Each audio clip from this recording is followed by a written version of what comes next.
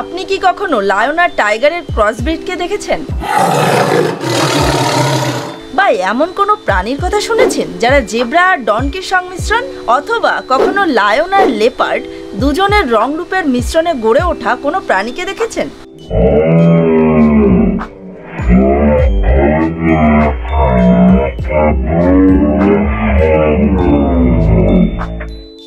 হয়তো কখনো দেখেননি বা হয়তো কখনো নামও শোনেননি, কারণ এগুলো এমন কিছু প্রজাতির হাইব্রিড প্রাণী যাদের সম্পর্কে খুব কম মানুষই জানে। কিন্তু এরা এতটা সুন্দর দেখতে হয় যে এদের একবার দেখলেই জীবন সার্থক বলে মনে হয়।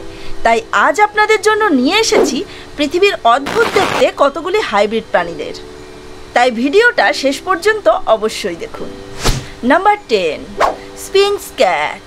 যদি আপনি কখনো ফেমাস সিরিজ ফ্রেন্ডসকে দেখে থাকেন তাহলে আপনি এই লোমঝাড়া বিড়ালটিকে খুব সহজেই চিনতে পারবেন। এই বিড়ালটিকে স্ফিংক্স ক্যাট বা ক্যানাডিয়ান ক্যাট বলা হয়ে থাকে। এই প্রজাতির সবথেকে প্রথম কিটেন টরন্টোর একটি শহরে ন্যাচারালি জন্মগ্রহণ করেছিল, যার নাম ছিল পূর্ণি। এরপর তাকে তার মায়ের সঙ্গে মিট করানো হয়েছিল। সেখানে আরও কিছু সংখ্যক লোমবিহীন বিড়াল জন্মগ্রহণ করেছিল, আর সেই কারণে বর্তমানে এই হাইব্রিড বিড়ালের সংখ্যা সমসাময়িক আছে। আমেরিকা এবং রাশিয়াতে দেখতে পাওয়া এই বিড়ালকে মানুষ ঘরের পেট হিসাবে পুষতে ভীষণ পছন্দ করে। এই বিড়ালের শরীরে লোম না থাকা সত্ত্বেও এরা ঠান্ডা জায়গায় খুব ভালোভাবেই মানিয়ে নিতে পারে। এই প্রজাতির বিড়ালের আরও একটি বিশেষত্ব হলো দেখতে তো এরা খুব একটা ভালো নয় আর ভীষণ রাগী স্বভাবের, তা সত্ত্বেও এরা খুবই শান্ত এবং ফ্রেন্ডলি স্বভাবের হয়। Number 9, liger. নামটি শুনে আপনারা হয়তো বুঝতেই পারছেন যে এই প্রাণীটি টাইগার আর লায়নের ক্রসব্রিড। এই প্রজাতিটি মেল লায়ন এবং ফিমেল টাইগারের ক্রসব্রিডের মাধ্যমে তৈরি করা হয়েছে। লাইগারের শরীর ফিমেল লায়নের মতো দেখতে, আর এদের শরীরের ওপর টাইগারের মতো হালকা হালকা গোঁফ দেখতে পাওয়া যায়। এই প্রাণীটির ওজন এবং দৈর্ঘ্য দুটোই সাধারণ লায়নের থেকে অনেক বেশি হয়। এদের ওজন প্রায় 400 কেজি এবং দৈর্ঘ্য 9 থেকে 11 ফুট পর্যন্ত হয়ে থাকে। আর এই বিশেষত্বের কারণে এদেরকে পুরো ক্যাট ফ্যামিলির মধ্যে সবথেকে বড় প্রজাতির জীব বলে মনে করা হয়। আকারে বড় হওয়ার জন্য এদের খাবারের পরিমাণও অনেক বেশি প্রয়োজন হয়। এরা একদিনে প্রায় 50 কেজির থেকেও বেশি খাবার খেয়ে ফেলতে পারে। বর্তমানে এই প্রজাতির সবথেকে বড় লাইগারের নাম হলো হারকিউলেস, যার ওজন 420 কেজি, যেটা দুটো লায়নের ওজনের থেকেও অনেক বেশি। আর এই কারণে এই নতুন প্রজাতির প্রাণীটিকে গ্রিনিচ বুক অফ ওয়ার্ল্ড রেকর্ডের অন্তর্ভুক্ত করা হয়েছে। Number 8, tigon. এই হাইব্রিড প্রজাতিটি মেল টাইগার এবং ফিমেল লায়নের ক্রসব্রিডের মাধ্যমে তৈরি করা হয়েছে। টাইগনের ভেতর নিজেদের পিতামাতার গুণ পরিষ্কারভাবে লক্ষ্য করা যায়। মানে এই প্রজাতির প্রাণীটির গলার কাছে লায়নের মতো কেশর এবং পুরো শরীরে টাইগারের মতো ডোরাকাটা দাগ দেখতে পাওয়া যায়। কিন্তু এই কালো রঙের ডোরাকাটা দাগ এই প্রজাতির সমস্ত টাইগনের শরীরে দেখতে পাওয়া যায় না। এই হাইব্রিড প্রাণীটির আকারের কথা বলতে গেলে বলতেই হয় যে এরা সাইজে প্রায় নিজেদের প্যারেন্টসের মতোই হয়ে থাকে, কিন্তু এদের ওজন লায়নের মতো প্রায় 170 কেজি পর্যন্ত হতে পারে। এই প্রাণীটিকে আপনি খুব সহজে জঙ্গলে দেখতে পাবেন না, কারণ এই ধরনের প্রাণীদের হাইব্রিড করানোটা আইনত অপরাধ। আর এই কারণেই এদেরকে জঙ্গলে ছেড়ে রাখার পরিবর্তে ভালোভাবে দেখাশোনা করার জন্য জুতে রাখা হয়েছে। কারণ যাই হোক না কেন, এই প্রাণীটি দেখতে কিন্তু ভীষণ অপূর্ব। যদি আপনারও মনে হয় যে এই প্রাণীটি দেখতে সত্যিই খুব সুন্দর, তাহলে চ্যানেলটি অবশ্যই সাবস্ক্রাইব করুন, কারণ এরকম অদ্ভুত ধরনের প্রাণী আপনি পরবর্তীতেও দেখতে পাবেন। নাম্বার 7, ডনকি। এই প্রাণীটিকে মেল জেব্রা এবং ফিমেল ডনকির সংমিশ্রণে তৈরি করা হয়েছে। এই প্রাণীটিকে দেখে হয়তো আপনি বুঝতেই পারছেন যে এদেরকে দেখতে অনেকটাই তাদের পিতামাতার মতো। যেখানে এদের সাইজ এবং অ্যাপিয়ারেন্স ডনকির মতো, সেখানে আবার এদের শরীরে জেব্রার মতো ব্ল্যাক লাইন দেখতে পাওয়া যায়। এই প্রাণীটি খুব রেয়ার প্রজাতির মধ্যে একটি, তাই এদেরকে খুব কমই দেখতে পাওয়া যায়। ট্যুরিস্টদের অ্যাট্রাকশনের জন্য এদেরকে শুধুমাত্র জুতেই রাখা হয়েছে। এই প্রজাতির প্রাণীটির পিতামাতা যথেষ্ট বিপরীত স্বভাবের হয়। যেখানে বহু বছর ধরে পোষা প্রাণী হয়ে থাকার কারণে গাধা বেশ শান্ত, সেখানে জেব্রা জঙ্গলে থাকার কারণে খুবই অ্যাগ্রেসিভ নেচারের হয়ে থাকে। আর ডনকি তার পিতার থেকে অ্যাগ্রেসিভ নেচারটাই গ্রহণ করেছে। এই ক্রসব্রিড প্রজাতির প্রাণীটি শুধুমাত্র নিজের প্রজাতির নয়, বরং অন্য প্রজাতির প্রাণীদের ওপরও অ্যাগ্রেসিভ হয়ে ওঠে। আর গাধা মায়ের সন্তান হওয়ার কারণে এরা তার মায়ের মতো ভারী ওজন সম্পন্ন বস্তুর ভার বহন করে এক জায়গা থেকে অন্য জায়গায় নিয়ে যেতে পারে। নাম্বার 6, জ্যাগলায়ন। ফিমেল লায়ন এবং জ্যাগুয়ারের মিলনের ফলে এই হাইব্রিড প্রজাতির জ্যাগলায়ন তৈরি হয়েছে। এই স্টোরিটা ভীষণই ইন্টারেস্টিং, কারণ এটা একটা লাভ স্টোরি যেটা অন্টারিওর the Bear Creek Wildlife Sanctuary থেকে শুরু হয়েছিল। এখানে একটি ফিমেল লায়ন এবং একটি মেল জ্যাগুয়ারকে আনা হয়েছিল। লায়নটির নাম ছিল লোলা আর জ্যাগুয়ারটির নাম ছিল ডেভলো।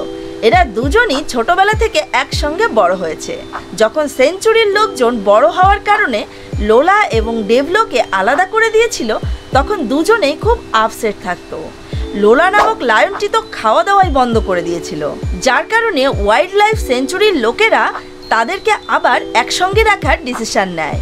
এর কিছুদিন পর লোলা দুটি জ্যাগলায়নের জন্ম দিয়েছিল, যাদের নাম ছিল ঝাঁঝরা এবং সুনামি। ঝাঁঝরা তার জাগুয়ার পিতার মতো এবং সুনামির গায়ের রং তার লায়ন মায়ের মতো ছিল, কিন্তু দুজনের সাইজই প্রায় লায়নের মতোই বড় ছিল। নাম্বার 5, গ্রোলার বিয়ার। গ্রোলার বিয়ার আসলে গ্রিজলি বিয়ার ও পোলার বিয়ারের হাইব্রিড প্রজাতি, যাদেরকে পিজলি বিয়ারও বলা হয়। এই প্রজাতির বিয়ারও জ্যাগলায়নের মতো প্রাকৃতিকভাবেই তৈরি হয়েছে, মানে গ্রিজলি বিয়ার ও পোলার বিয়ারের স্বাভাবিক মিলনের ফলেই গ্রোলার বিয়ারের জন্ম। এই প্রজাতির বিয়ারকে দেখতে গ্রিজলি বিয়ার ও পোলার বিয়ারের থেকেও অনেক বেশি কিউট।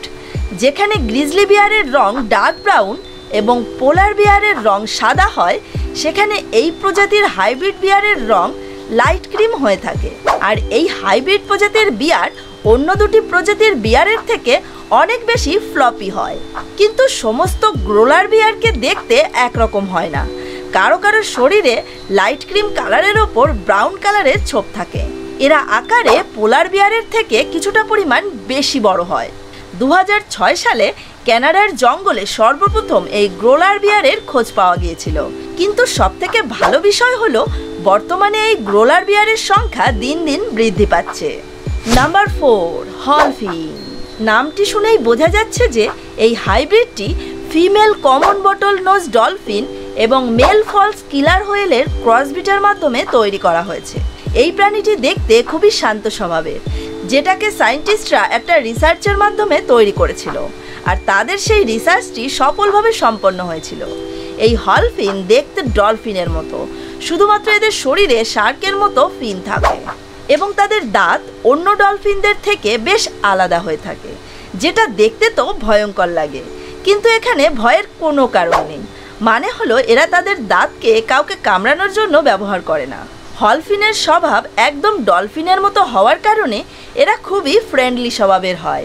এদের গায়ের রং ডার্ক গ্রে কালারের হয়ে থাকে, যেটা হোয়েলের কালো রং এবং ডলফিনের লাইট গ্রে কালারের সঙ্গে মিলিত হয়ে তৈরি হয়েছে। বর্তমানে এই পৃথিবীতে এই প্রজাতির মাত্র 2টি হলফিনই জীবিত আছে, যাদের নাম কেকাই মালু এবং তার মেয়ে কাওয়াইলি কাই, যারা বর্তমানে হাওয়াইয়ের সি লাইফ পার্কে বসবাস করে। নাম্বার 3, হাইনি। মেল হর্স আর ফিমেল ডনকির ক্রসব্রিডের পর হাইনি জন্মগ্রহণ করেছে। এদেরকে দেখে খুব সহজেই বোঝা যায় যে এই প্রাণীটি হর্স এবং ডনকির ক্রসব্রিড। এই প্রজাতির প্রাণীর শরীর ঘোড়ার মতো এবং এদের মুখমণ্ডল ডনকির মতো, যেটা চোখে দেখে পরিষ্কার বোঝা যায়। যদি এই প্রাণীটিকে ডনকির সাথে কম্পেয়ার করা হয়, তাহলে বোঝা যাবে যে এই প্রাণীটি ডনকির থেকে অনেক বেশি শক্তপোক্ত। যেখানে একটা সাধারণ ডনকির সাইজ খুব ছোট হয়, সেখানে এই হাইনি আকারে বেশ বড় হয়। এদের পাগুলোও নর্মাল ডনকির থেকে অনেক বড় এবং শক্তিশালী, আর এই সব কিছুর সাথে সাথে এদের শরীর অনেক বেশি ভারী হয়। এই কারণে এরা ডনকির থেকে অনেক বেশি ওয়েট তুলতে পারে, আর এই কাজটা অন্য যে কোনো হাইব্রিড প্রাণীর কাছে একটু কষ্টকর। এই সমস্ত কোয়ালিটির কারণে হাইব্রিড করা এই ডনকিকে ডনকি পরিবারের মধ্যে সবথেকে বেশি শক্তিশালী বলে মনে করা হয়। Number 2, Savannah cat. এই বিড়ালটিকে হয়তো অনেকেই দেখেছেন, কিন্তু খুব কম মানুষই জানেন যে এই বিড়ালটি হাইব্রিডের মাধ্যমে তৈরি করা হয়েছে।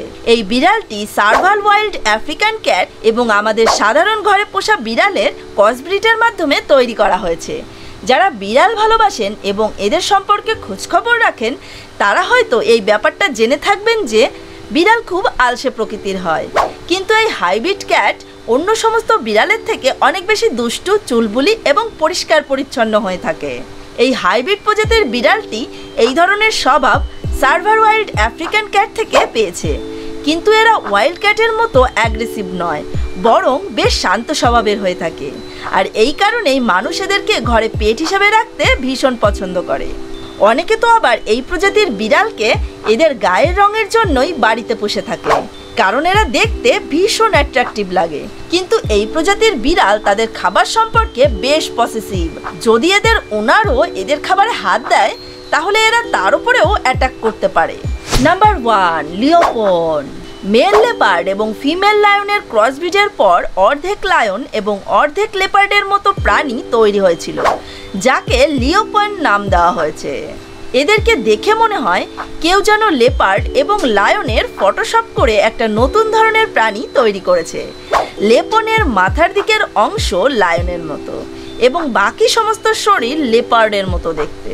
এদের শরীরে লেপার্ডের মতো প্রিন্টও থাকে, যেটা পরিষ্কার দেখা যায়। এদের শরীর লায়নের মতো এবং পাগুলো লেপার্ডের মতো ছোট হয়। এই হাইব্রিড প্রাণীর আরও একটি বিশেষ গুণ হলো এরা লেপার্ডের মতো গাছে চড়তে এবং জলে সাঁতার কাটতে অভ্যস্ত। অনেকবারই লেপার্ড এবং লায়নের সংমিশ্রণে এই প্রজাতির হাইব্রিড বানানোর অনেক চেষ্টা করা হয়েছিল, কিন্তু সেই সমস্ত প্রচেষ্টাগুলো এবারের মতো সাকসেসফুল ছিল না। এরপর জাপানে একটি হাইব্রিড তৈরি করা হয়, যেটা 20 বছরেরও বেশি সময় ধরে জীবিত ছিল, যে সময়কালটা একটা লায়ন এবং একটা লেপার্ডের লাইফ স্প্যান টাইমের থেকেও অনেক বেশি ছিল। কখনো কখনো নেচারও বিভিন্ন ধরনের অসম্ভবকে সম্ভব করে দেখায়, যেটা আমরা ভাবতেও পারি না সেটা নেচার অনেক সময় আমাদের চোখের সামনে নিয়ে আসে। আর যে কাজটা নেচার করতে পারে না সেটাকে পসিবল করে সায়েন্স, যেমনটা আপনি এতক্ষণ দেখলেন। আপনার ভিডিওটি কেমন লাগলো কমেন্ট করে অবশ্যই জানান। ভিডিওটি ভালো লাগলে লাইক করুন এবং বন্ধু বান্ধব ও ফ্যামিলি মেম্বারদের সঙ্গে শেয়ার করুন। আর এই ধরনের ইন্টারেস্টিং ভিডিও প্রতিদিন পাওয়ার জন্য চ্যানেলটি সাবস্ক্রাইব করতে ভুলবেন না।